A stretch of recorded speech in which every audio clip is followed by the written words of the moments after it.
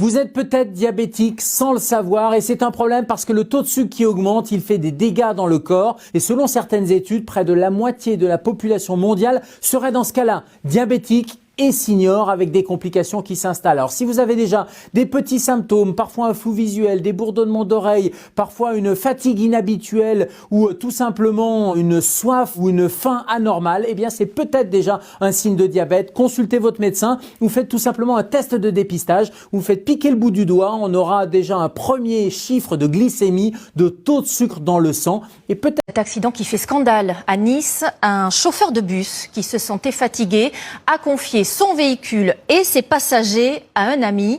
L'homme qui a pris le volant ne travaille pas pour la régie de transport et il a eu un accrochage. L'accident a eu lieu sur cette ligne de bus, la numéro 10, qui dessert notamment l'hôpital Larcher à Nice.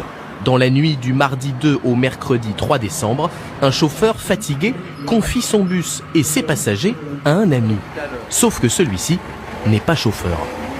Il semble que cette personne, étrangère à l'entreprise, ait embouti un véhicule à l'arrêt. C'est hallucinant et scandaleux. Les dégâts sont surtout matériels, aucun blessé grave n'est à déplorer, mais l'histoire a de quoi chambouler les usagers de la ligne. Le chauffeur, s'il est fatigué, vaut mieux qu'il s'arrête et qu'il aille prendre une pause plutôt que de donner le bus à quelqu'un qu'il ne connaît pas et créer des accidents justement au risque de blesser des gens, quoi. C'est pas du tout responsable ce qu'il a fait là.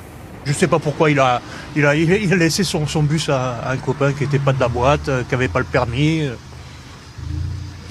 On vit un monde de fous.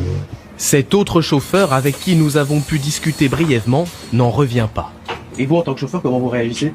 Je sais pas, on est tous choqués en fait, cette histoire.